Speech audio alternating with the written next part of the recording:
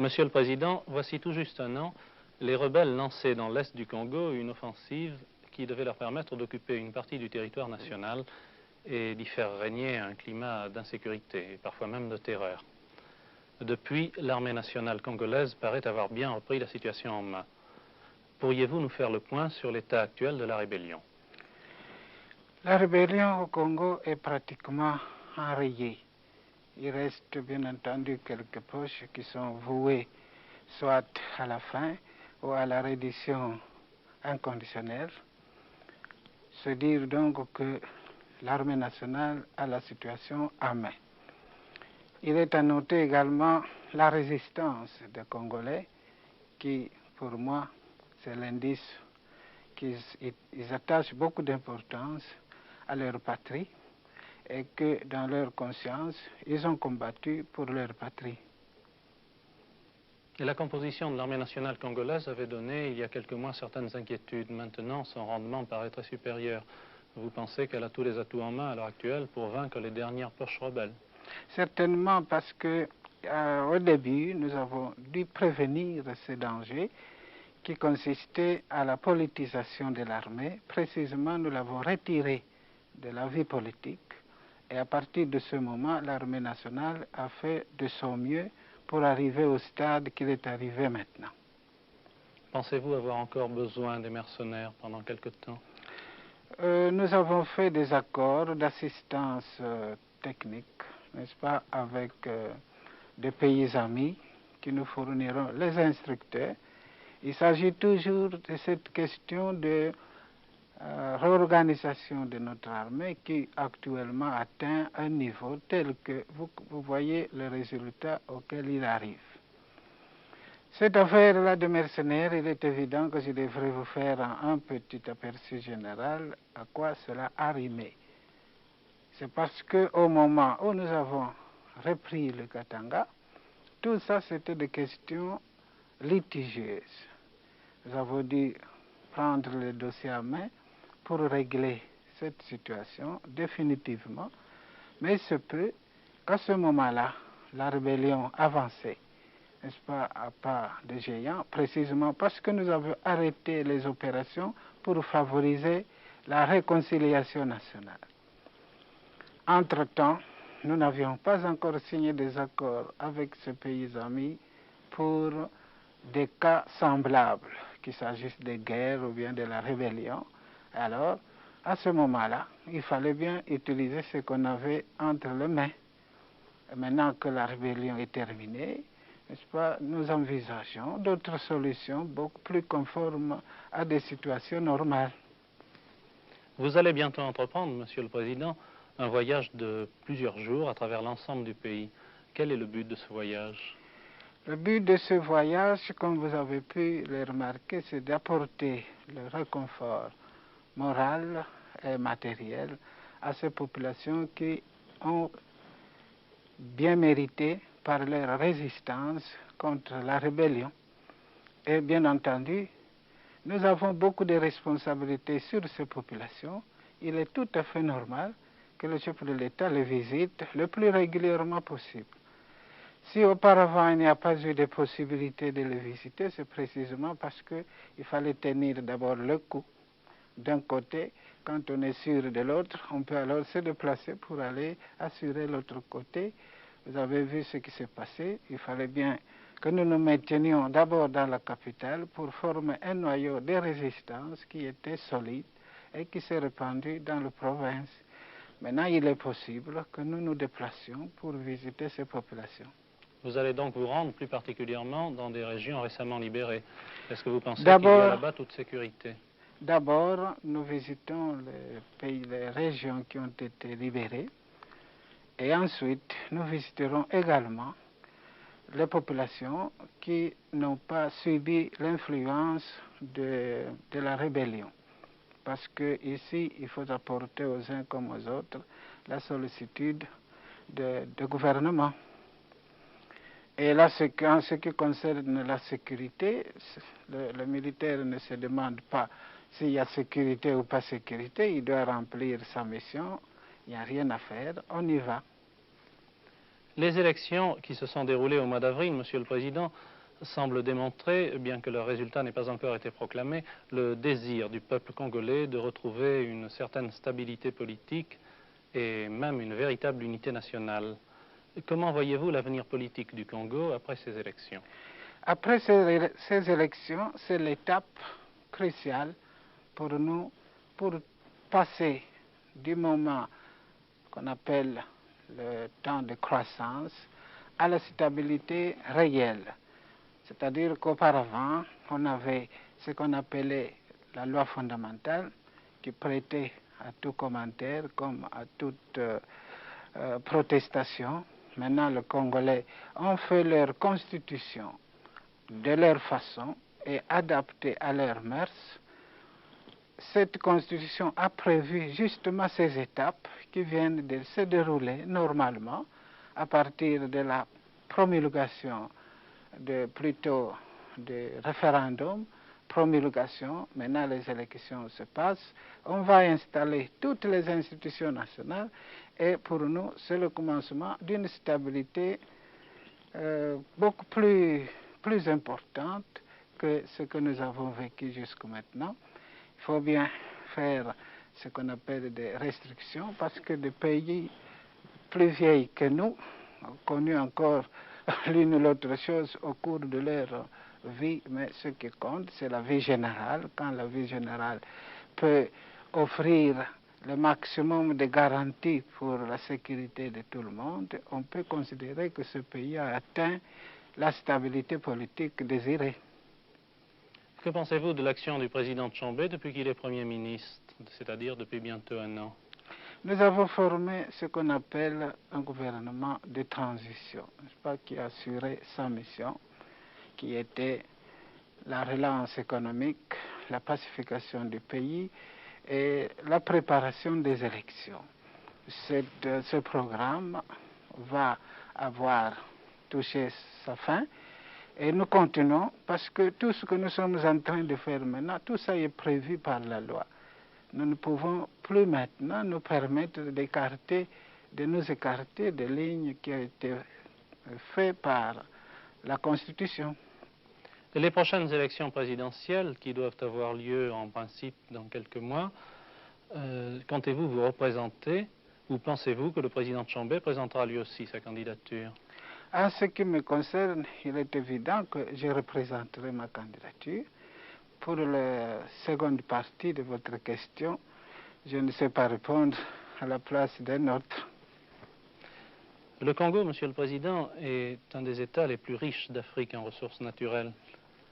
Pourriez-vous nous parler de la situation économique actuelle et de la position du gouvernement congolais en ce qui concerne les investissements étrangers et les garanties qui leur sont accordées?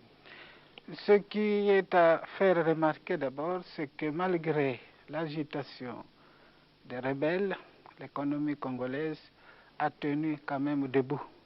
Il s'agit de remettre tout ce qui a été détruit par les rebelles en marche. Tout va continuer. J'ai constaté évidemment en province, comme à Léopoldville, cette bonne volonté de recommencer le travail, quoi qu'il en coûte, sans beaucoup trop se retarder à regarder le passé ou ce qu'on a eu. Ce qui est à noter, c'est que nous ferons un petit temps pour la remise en ordre de ce que les rebelles ont détruit.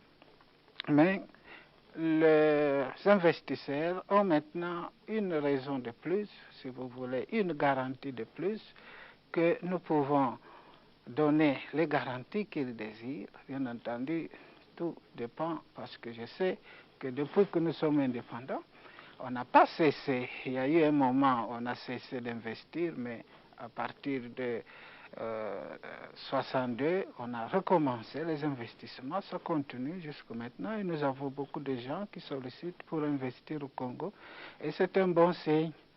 Là, comme je faisais remarquer, il lui fallait évidemment que d'autres commencent parce que tout ça c'est relatif.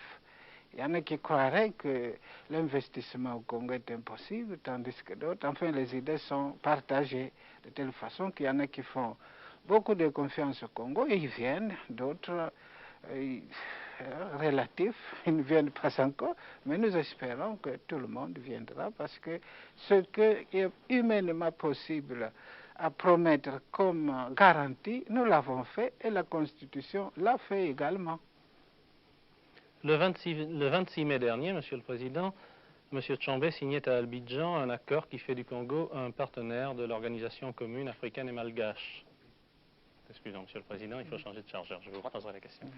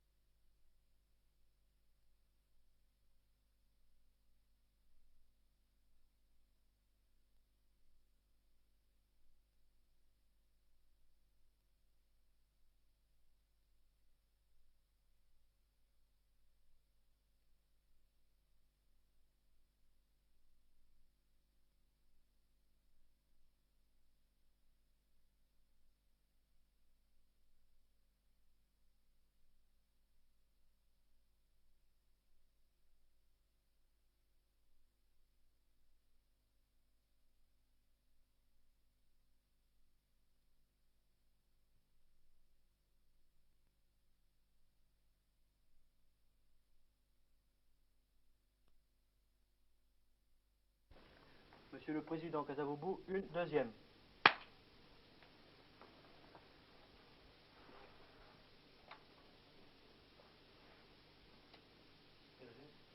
Monsieur le Président, Monsieur Moïse Tshombe, le 26 mai dernier, a signé à Abidjan un accord qui fait du Congo un partenaire de l'Organisation commune africaine et malgache, l'OCAM. Cependant, le Congo fait toujours partie de l'OUA. N'y a-t-il pas incompatibilité entre ces deux positions? Il n'y a aucune incompatibilité. Au contraire, l'OUA renforce, veille à ce que la charte de l'OUA soit respectée. Il se fait que beaucoup de pays ont montré, beaucoup de pays africains. Monsieur le Président, une troisième. Monsieur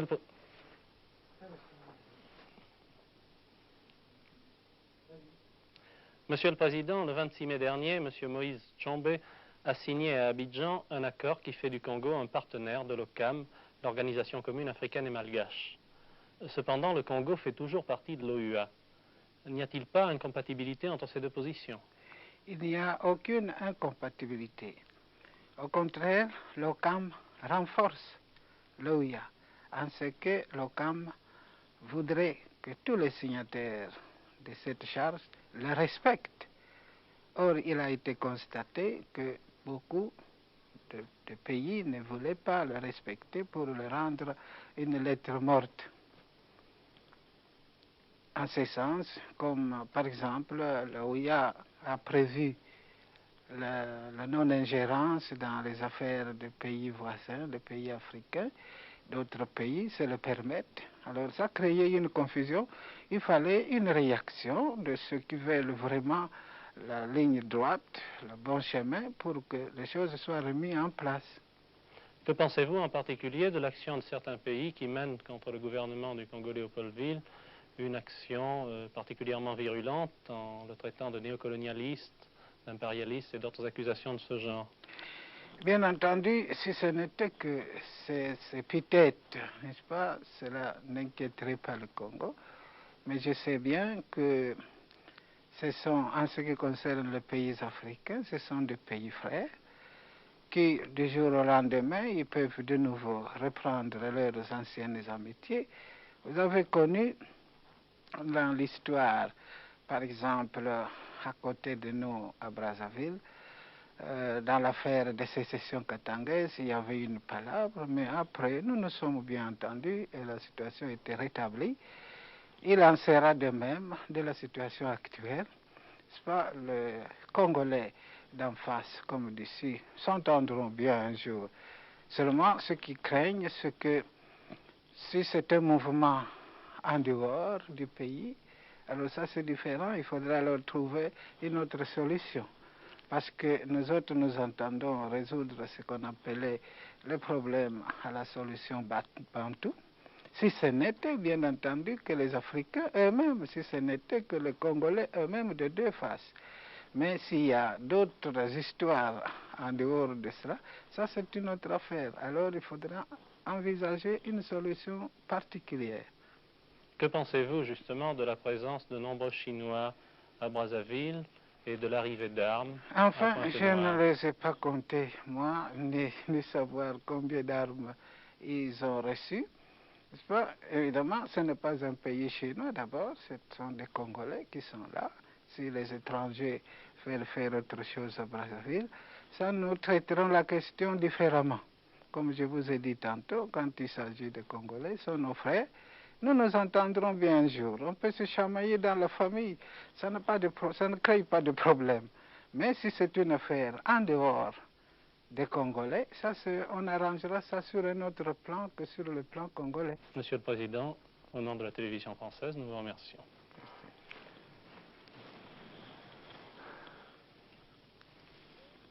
Puis-je vous poser encore une question, Monsieur le Président, concernant Monsieur l'abbé Youlou, président de la République du Congo-Brazzaville.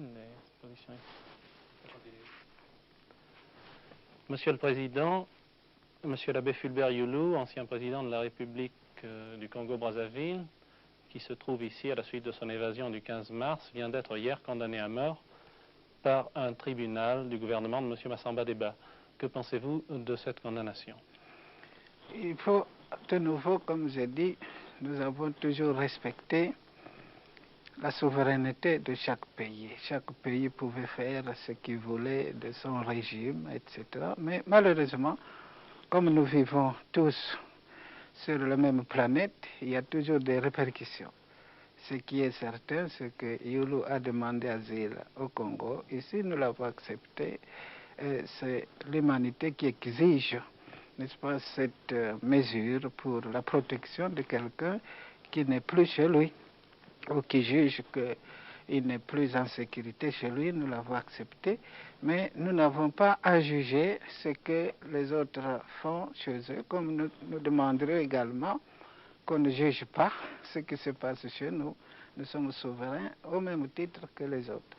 Il y a eu un problème corollaire à cela, parce que nous autres, cela résulte des dissensions dont nous avons parlé tantôt entre les deux rives, c'est que nous, au Congo, nous sommes bien conscients qu'avec les possibilités que nous avons, nous pouvons aider les autres pays aussi qui ont moins de possibilités que nous. Mais c'est là, officiellement et loyalement.